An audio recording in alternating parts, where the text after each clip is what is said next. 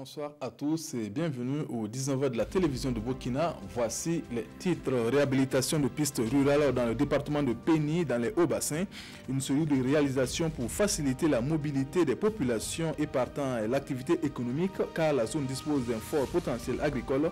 Des réalisations grâce à l'ONG Corps Burkina avec l'appui du Japon. Et puis un plaidoyer pour la prise en compte du droit à l'état civil de l'enfant dans les plans communaux de développement. Il est mené par l'association Tabita Global dans la région du Nord. La structure est partie du constat selon lequel plusieurs enfants vivent au Burkina sans acte de naissance. Un soulagement donc pour les populations de Péni concernant la mobilité grâce à la réhabilitation de pistes rurales. Elles peuvent désormais se déplacer entre les villages de ce département sans trop grandes difficultés, ce qui permet aussi d'acheminer plus facilement leur production agricole. Les travaux ont été réalisés par l'ONG Corps Burkina avec l'appui financier du Japon. Reportage Moussa Tamboura et Amadou Louké. Coup de ciseaux symbolique donné par le gouverneur de la région des Hauts-Bassins. Il traduit officiellement l'inauguration des pistes rurales mises en œuvre par le projet Corps Burkina, une action de développement saluée par les autorités. Désormais, dans ces villages, le désenclavement routier est une réalité et je ne saurais poursuivre sans remercier la coopération japonaise pour cet appui qui a permis de financer entièrement la réalisation de ces pistes rurales. 3 villages dans le Houé ont bénéficié de l'appui du projet. Il s'agit des Mets, de Niafongon et de Diciné dans le département de Péni. Et parmi les voies aujourd'hui praticables, il y a celle-là qui traverse les falaises de Dingasso. Avec la réfection de ce tronçon, on est vraiment ravis parce qu'en un rien de temps, on peut traverser les falaises et puis accéder à beaucoup de Lasso. Toutes les populations nous ont saisis. De Sidéradougou, Disney, à chaque fois qu'on intervient, ils disent que leur problème c'est la falaise. Et la falaise étant leur problème, nous sommes venus visiter. Nous avons vu l'ambulance qui emprunte la même voie et chaque fois ici. Donc ça a été difficile. Nous-mêmes, on a failli faire un accident. Et là aussi, les Japonais ont pensé que pour vraiment aider, je pense que c'est ce genre d'intervention nous faisons, les endroits les plus difficiles que nous devons désenclaver. Pour faciliter l'entretien de ces voies réhabilitées dans le département de Péni, le Conseil régional des Hauts-Bassins promet cette année 1 million de francs CFA. Le projet riz pluvial sur les traces de ces aménagements dans la région du Sud-Ouest, l'équipe a mené une visite commentée du bas-fond risicole de Dakolé dans la commune de Dissy, le lieu d'échange entre producteurs et partenaires du projet dans le cadre du suivi évaluation. Reportage Bernard Kombelem et Isiaka Nana. Du riz à maturité. Nous sommes ici au bas-fond risicole de Dakolé à Dissina dans le Yoba. Aménagé depuis 2013, ce périmètre de près de 80 hectares est exploité par le groupement Tenwota, une association de 222 membres dont 114 femmes.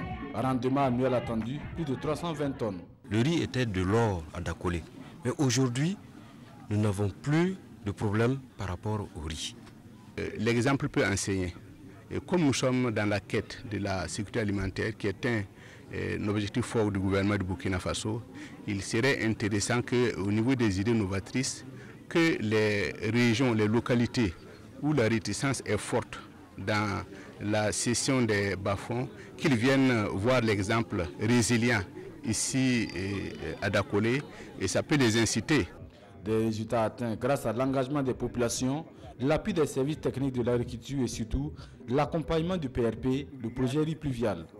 Un projet qui intervient au Burkina depuis une quinzaine d'années. Il faut que tous les acteurs mettent les bouchées doubles parce que c'est une question de souveraineté et une question même de Burkini pour notre pays, de pouvoir produire assez pour réduire notre dépendance de l'extérieur par rapport à ces sorties de devises pour acheter le riz. Cette visite commentée sur le bas-fond risicole de Dakolé a également permis de recueillir les difficultés des producteurs, entre autres l'écoulement de la production, l'enrochement du site et surtout le manque de magasins de stockage. Autant de préoccupations que le projet riz pluvial promet d'apporter des solutions, mais en attendant, c'est un ensemble de kits d'étuvage qui leur a été remis.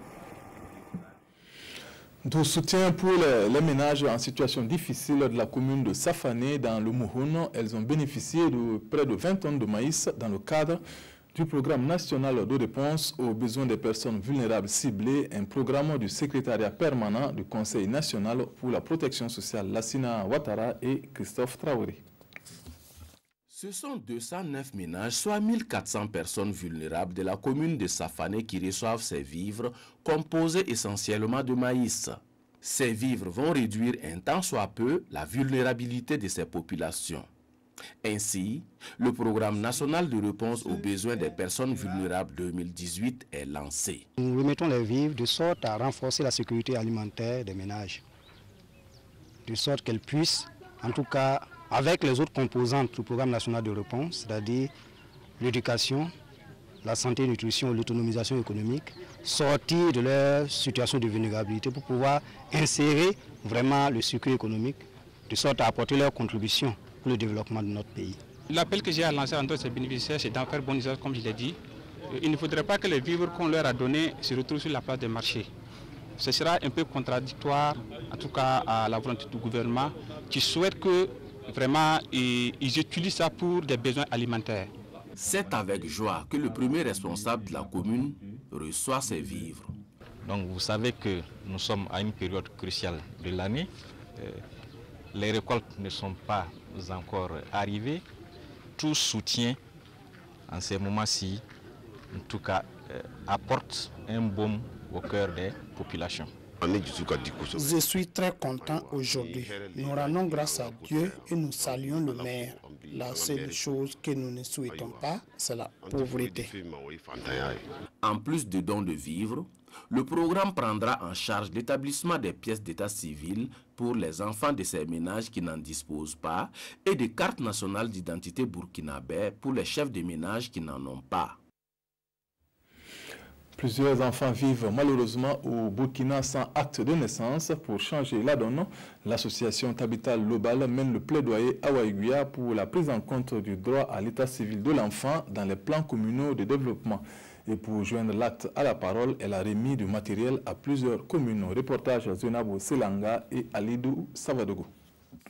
Environ 30 000 élèves sur 62 000 ne disposent pas d'acte de naissance au Yatenga dans la région du Nord, selon une étude de l'association Tabital Lobal.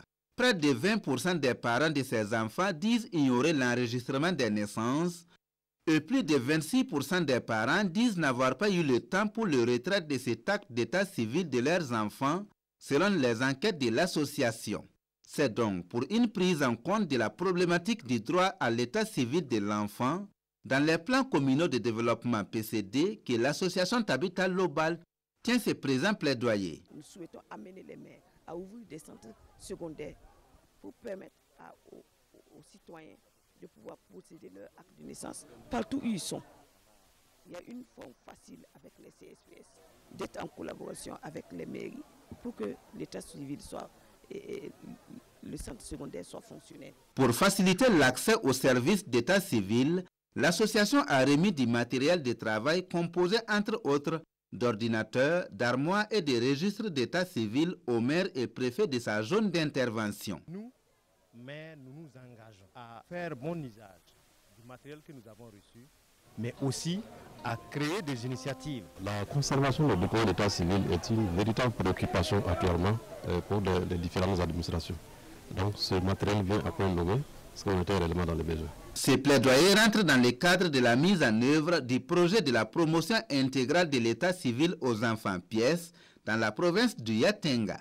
L'association Tabital Lobal est soutenue par l'ONG EDICO dans la mise en œuvre de ces projets. 35 groupements de femmes du 7e arrondissement de Bobo-Dioulasso ont reçu un chèque de 85 millions de francs CFA. Ce prêt devrait aider à soutenir chaque femme à hauteur de 150 000 francs CFA pour lancer une activité, une initiative pour promouvoir l'auto-emploi au sein de la gente féminine. Reportage Karim Ilboudo et Ali Traoré. La promotion de l'entrepreneuriat féminin, voilà qui tient à cœur des responsables de l'arrondissement 7. Pour aider les femmes de leur entité territoriale à s'épanouir économiquement, le maire et ses collaborateurs accordent du crédit sous la houlette de la Caisse populaire. Nous avons commencé d'abord par une formation des différentes couches, en tout cas de l'arrondissement, à savoir les femmes, les anciens et les jeunes. Et depuis 2017, nous nous sommes engagés à accompagner les femmes pour que ces femmes-là puissent être indépendantes, et ce qui nous a amené à approcher les institutions financières. Un chèque qui s'élève à 85 millions de francs CFA remis à 35 groupements de femmes. Alors nous avons demandé aux femmes de se constituer en groupement, en association, pour avoir une caution solidaire. Ça nous permet de leur octroyer des prêts allant de 300, 400 jusqu'à 500 000, 1 million, pour leur permettre de faire des activités de revenus, pour quand même sortir un temps soit peu les familles de la pauvreté très accrue que nous connaissons dans notre pays. Pour les bénéficiaires, ce crédit va apporter un réel changement dans leur vécu quotidien. En moins de 3 jours, on a reçu l'argent. Ça veut dire tous ceux qui sont dans la salle, après la cérémonie, chacun va directement prendre son argent au niveau de la caisse populaire. Chaque femme va recevoir donc la somme de 100 000 à 150 000 francs CFA pour lancer ses activités. La LONABE fait don de 100 boutiques préfabriquées à la commune de Banfora. La nationale des jeux veut ainsi, à travers cette action, apporter sa contribution au développement socio-économique de la localité. Coût total de réalisation, 58 millions de francs CFA. Moussa Tamboura et Rachid Savadogo. 100 boutiques pour les populations de Banfora. Le don est de la Loterie nationale du Burkina, LONABE. Par ce geste, la nationale des jeux attend à apporter sa touche au développement socio-économique du Burkina Faso. C'est un don qui s'inscrit dans une philosophie qui affaiblit l'aide.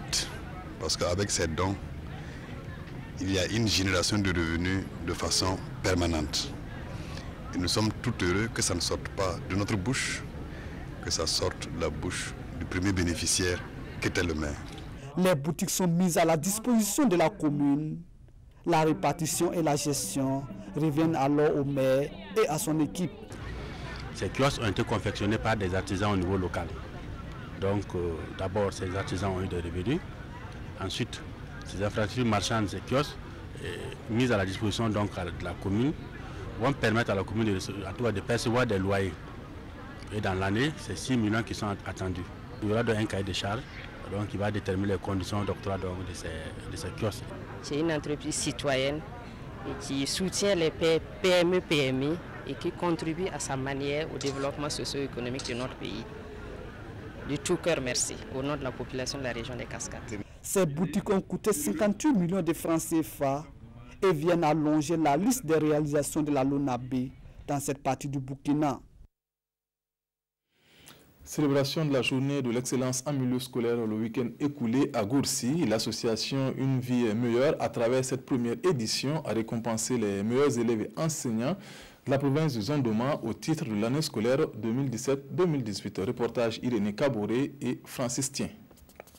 Les meilleurs élèves du Zondoma de l'année scolaire 2017-2018 à l'honneur. Après 9 mois de sacrifice et de dur labeur durant l'année scolaire passée, c'est l'heure des récompenses. Autorités, partenaires et acteurs de l'éducation se sont donné rendez-vous pour magnifier l'excellence sous toutes ses formes en milieu scolaire. Dans nos familles, lorsque nos enfants travaillent bien, nous les encourageons. Alors, au niveau de l'association, nous nous sommes dit, pourquoi ne pas organiser au niveau de la province pour dire à nos jeunes frères que vraiment nous les encourageons et que nous sommes fiers d'eux. La province du Zondoma s'est illustrée particulièrement cette année dans tous les ordres d'enseignement. Je pense que c'est un motif de satisfaction. Comme Carole Zida, ils sont au total 33 élèves de la province du Zondoma récompensés pour leurs résultats scolaires. Les meilleurs établissements de la province ont aussi reçu des récompenses. Des prix spéciaux ont également été décernés à certaines mères éducatrices. Je suis très contente et j'invite mes petites sœurs et frères de prendre mon exemple. Je suis vraiment content. Je remercie tous ceux qui ont pensé à cette idée-là, de continuer à faire cela pour le développement de la province du Zondoma. Avec un taux de succès de 64% au bac et de 49,39% au BPC, la province du Zondoma occupe le premier rang dans la région du Nord. Pour éditer l'exploit, les premiers responsables de la localité ont reçu des attestations pour leur implication dans l'atteinte de ces résultats. Rendez-vous a été donné en 2019 pour la deuxième édition. C'est tout pour ce soir. Merci de votre aimable attention. Le 20h, c'est avec Nathalie Kaoré. Bonne suite de programme sur la RTB. Bonsoir.